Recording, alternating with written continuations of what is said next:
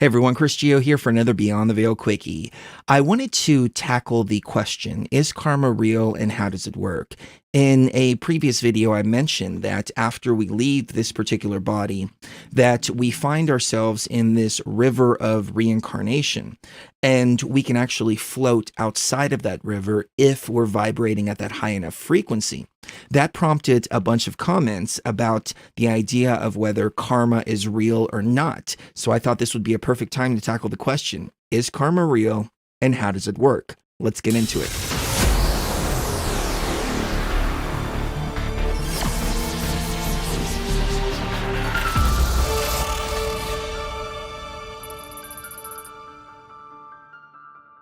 So there has been some chatter in the comment section about if karma is real and how does it work. And I wrote a little bit of a reply, but I figured, hey, this would make a great Beyond the Veil Quickie.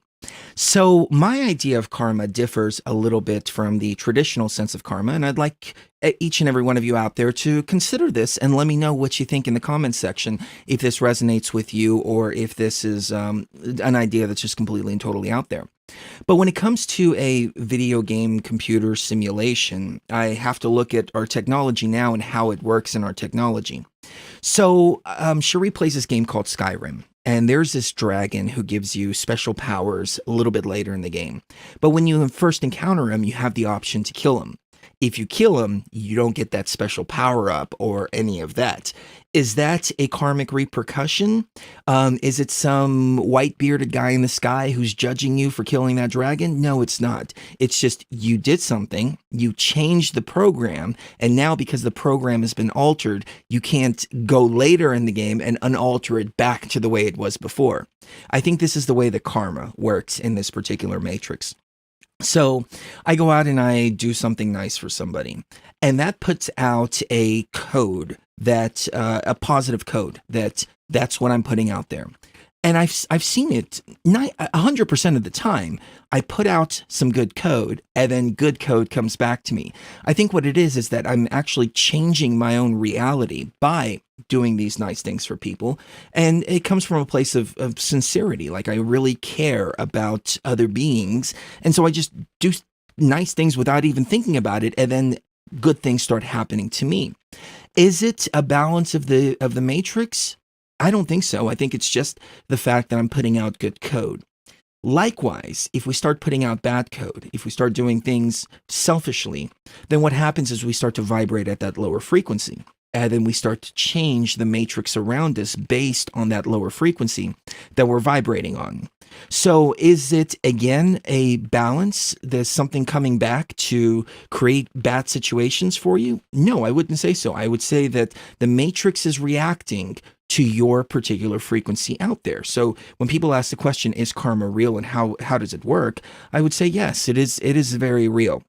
Now, when we leave this incarnation, as I spoke about in a previous video, we find ourselves vibrating at a particular frequency. And if we're vibrating too low, then we're too heavy and we can't take control of our particular consciousness to navigate ourselves out.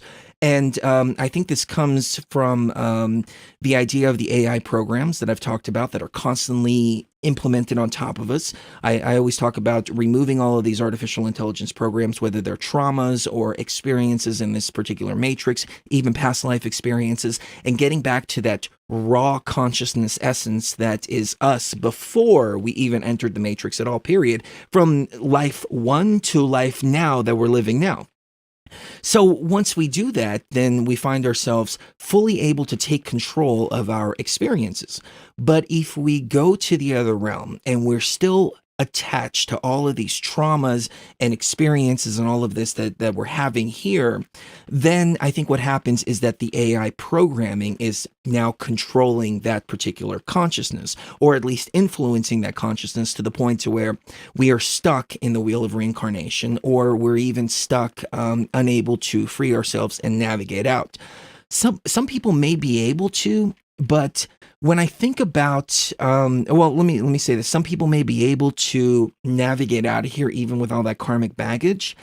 But to me, the way I see it is I come from a divine perspective. And divinity is compassion, love, empathy, and caring for each other, even if the experiences aren't real.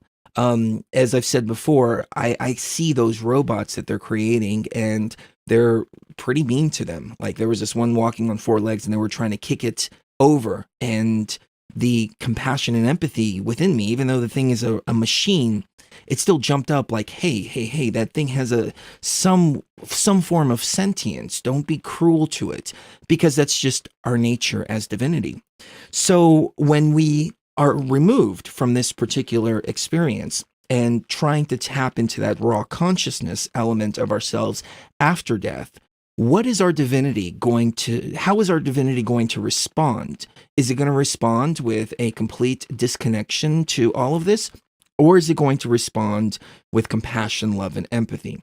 And if it does, and we, as we've been moving through this matrix experience, have been able to push all of those natural inclinations to the side and all parts of our divinity to the side and operate solely on this AI programming, well, then when it does come to that point of pure raw consciousness after this particular life is over, that's going to hit us like a tidal wave and just boom, we're going to be just annihilated by all of the love, compassion, and empathy that we didn't experience right now. And I think what happens at that point is the soul actually makes the choice, because it's, our real essence, our raw consciousness is extremely honest. And it's honest to the point of saying, okay, well, I was an absolute bastard in that particular life. I need to go back and I need to reconcile all of this baggage that I'm carrying with me right now. So that's another possibility and something that we really need to consider. But I think the idea of karma not existing, or why people ponder whether karma exists or not, I think it's because there's so many horrible people in the world and they've gotten away with so many horrible things. And as I said before, karma isn't something that comes back as a form of balance. And it's not necessarily something that comes back because there's a white bearded man in the sky. But rather, I think we're dealing with two different types of consciousness. As I've said this before, we're dealing with non-player characters or manifestations of the artificial intelligence machine or the matrix. And we're dealing with organic consciousness, raw consciousness, real players in this machine. The rules may be different for each type of consciousness. So to an NPC, for example, there was one manifested who is part of the oligarchy, AI overlord. They're programmed for a particular purpose, for a particular reason, and they go out and do all of these horrible, horrible, horrible things. They're just running a program. And so the Matrix actually created them and put them here to keep these little games going that we see in all this political theater and all this stuff. So karma may not affect that person in the same way, but to a real player, I think we're carrying on real baggage, even though we're inside of a computer simulation. And when we speak here at Beyond the Veil, we speak to the real players in this game. We speak to the organic consciousness. We speak to the raw consciousness. And so you have to consider that too. Just because other people may be getting away with all of these horrible, horrible, horrible things, those people at the top of this illusionary pyramid that is the Matrix aren't the same type of consciousness. So they're playing by completely different rules. And the only thing that matters is your consciousness. How are you playing the game? What energy and frequency are you radiating and resonating at? And what energy do you want to resonate at? Me personally, I'm trying to undo all of this AI programming and get back to my divinity, back to my raw consciousness, which includes tapping as far as I can into that compassion, love, and empathy. And when I do, that brings me to a place of living positively, interacting with beings positively, and also avoiding creating negativity as I become the master builder of my reality. And once I become that master architect, then I can construct my way out of this matrix. I can construct a door that opens and lets me out of this damn matrix. And I hope that's what everybody aspires to do as well, who has liked, comment, and subscribe to the channel. And if you haven't liked, comment, and subscribe to the channel, please do. Join us for the live shows every Fridays and Saturdays, 7 o'clock to 10 o'clock Pacific time. And thank you for watching, and stay tuned because there's much more coming up on Beyond the Veil.